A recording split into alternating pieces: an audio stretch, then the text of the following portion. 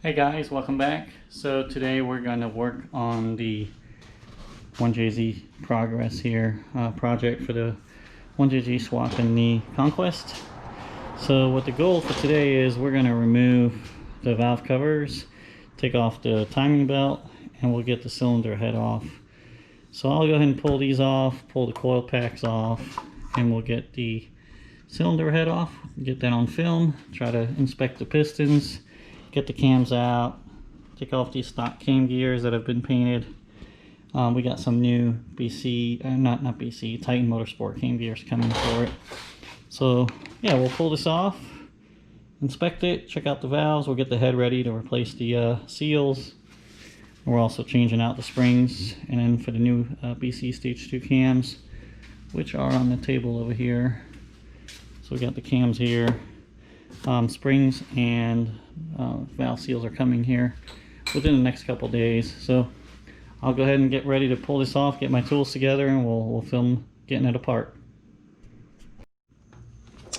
Alright guys, so the first thing we're going to do is, actually I already pulled it off. I pulled the timing belt tensioner off with just these two 12mm bolts, and it just bolts in here in that little hole there, and that actually, this little piston puts tension on the tensioner behind the timing belt cover.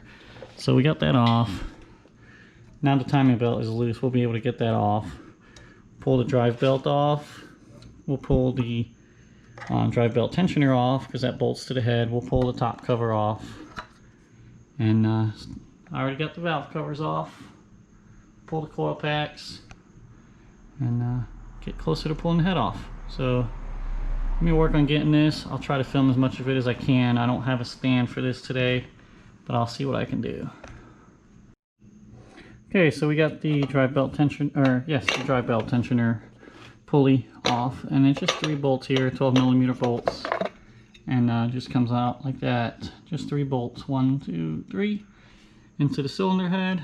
If you have the top timing belt cover on, you'd have to take that off in order to get this off first. But on this engine, the top timing belt cover was already off, so we already had easy access to it.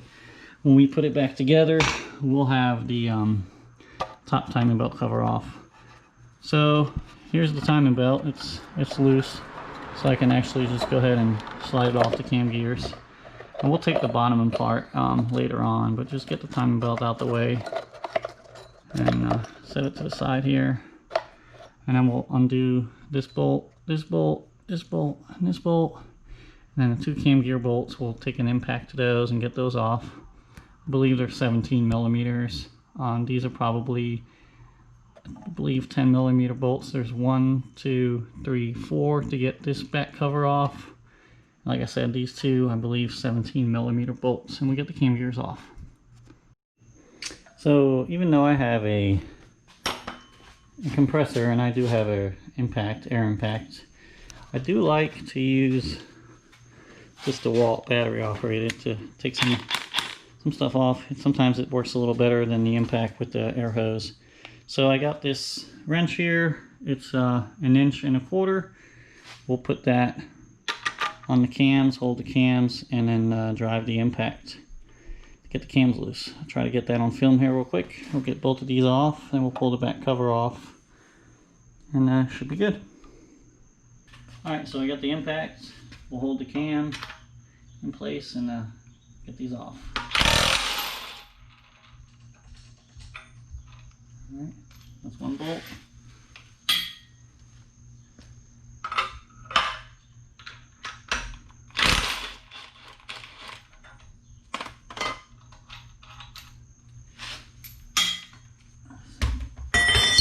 So now the cam gears wobble off. That's off. We'll get this cover off with the 10mm. Pull this cover off. Take these off.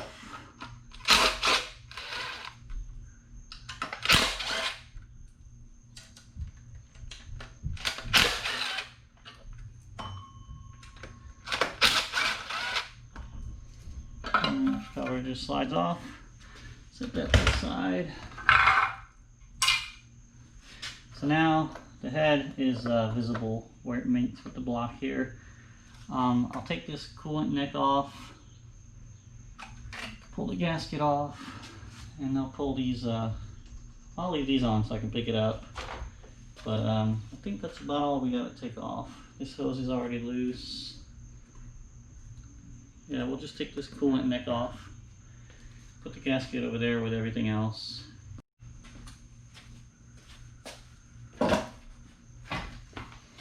So we'll pull this cowl off.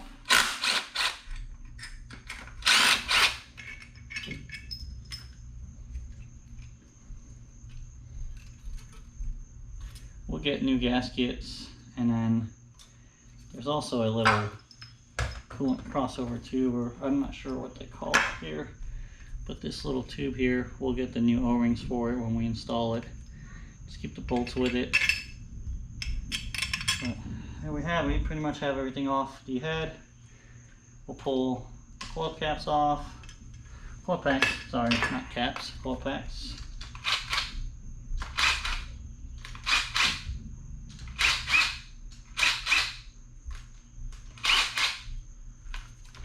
So we'll pull those off.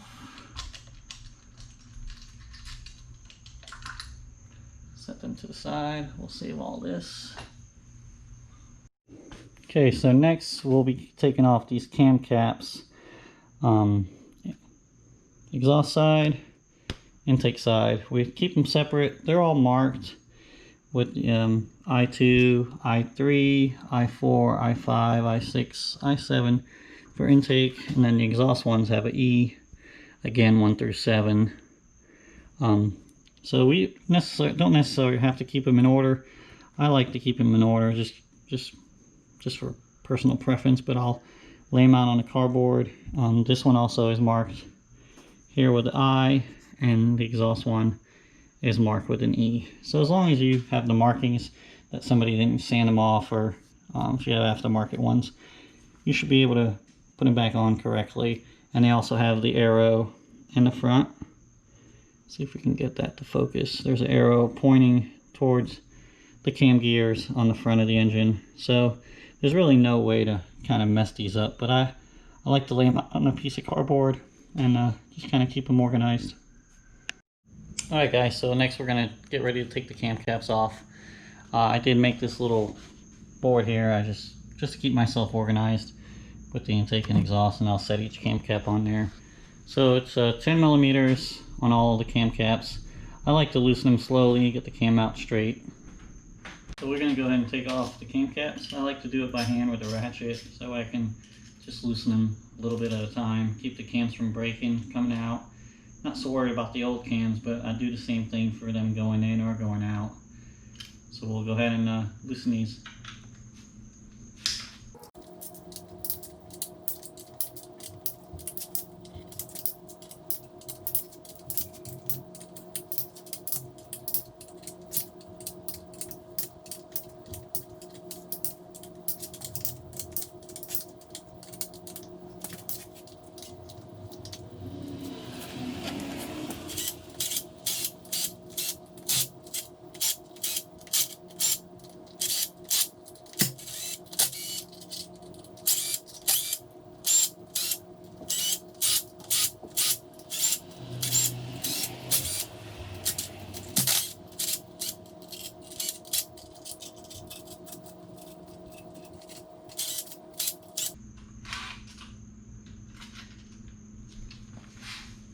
Alright, so all the cam caps are loose.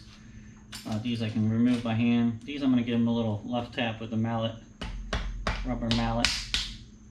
Get them loose. Alright, so they're all loose. And I'll come out. So we'll take these off, set them on that little cardboard piece that I have, and then we'll start working on taking the cylinder head off the block and see how the pistons look. Alright, so the cam caps are off. We can go ahead and pull these cams out. And I'll have to find a place to sit them. Take the cam seals off, and then we'll just pick a spot to put these in. See if I can get them out. Alright, so cam is out. This one is the intake cam. I'll set these. I gotta find a spot for them. I don't know if Mark wants to resell them. Don't know how sought after they are, but I'll find a clean spot, wrap them up in the garbage bag, and set them down somewhere. So the cams are loose, both of them. I thought that one was loose. There we go. So that one's loose too. So I'll put them in the. I'll wrap them each individually in the bag and set them down somewhere. And I'm going to find the socket that fits the head bolts. We'll get those loosened up. See if you can see those in there. They're like a weird Allen key T. I forgot the T number, but I'll find it and tell you which one it is. But it goes right in there, and loosen them all up and get the head off. Alright, so the cam caps are all off. See the factory buckets. I'm probably just going to leave those in here for now. So I don't lose them, but the buckets come out. We'll take them out when we're ready to do the springs. Yeah, I can't get them out right now. They're too oily. The oil kind of keeps the suction on them, but we'll take them out at some point.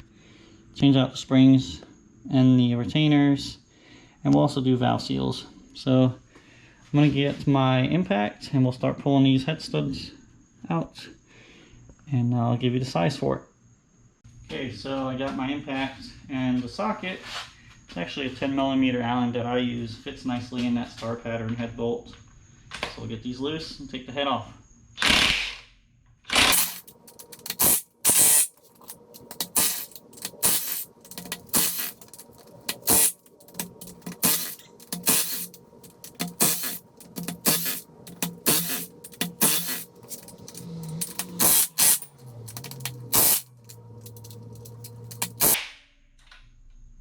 Alright, so a couple of them are being stubborn, so I'm going to get my breaker bar.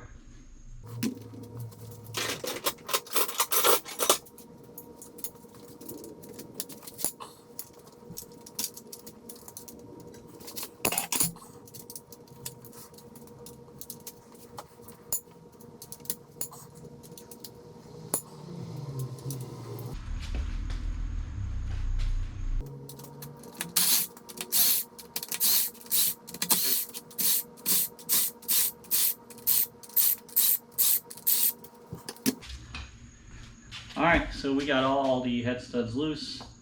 Pull them out, give the head a little tap, and we'll pull the cylinder head off laying on the floor. I'm going to get a piece of cardboard, kind of set it over here to the side, and pull the head off. Let's see how that goes. Alright, so we'll pull all these head bolts out. Make sure you get the washers, the magnet. Don't lose the washers in there, because they'll get stuck behind the springs. I use a little magnet, kind of fish them out.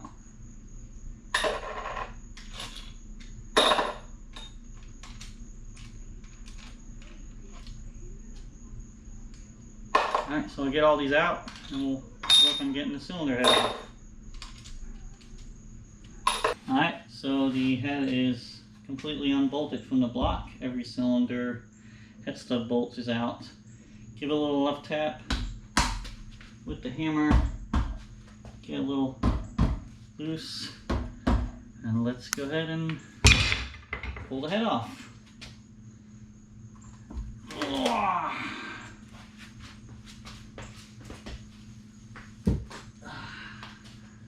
Alright, so the cylinder head's off. Actually looks really good in here. Pistons look nice and clean. No signs of detonation. No signs of leaking head gaskets from previous owner. So this is a good sign for Mark. We'll take a look here. I'll pull the camera over here. Let's see. Alright. That's my fancy GoPro mount for now. But here we go. Each cylinder. Nice looking pistons. No signs of detonation. Not sure if you can see the cylinder walls, but they look really, really good. I can still see the cross hatching, but no signs of detonation on any of the pistons. Nice color on them, nice and clean. Yeah, we'll clean them up a little bit, but I think Mark's gonna be happy with that. Pull this OEM gasket off. Oof. We'll clean all that up.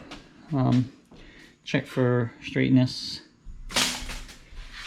But yeah, there you have it. We got the cylinder head off the block for the 1JZGTE Conquest swap.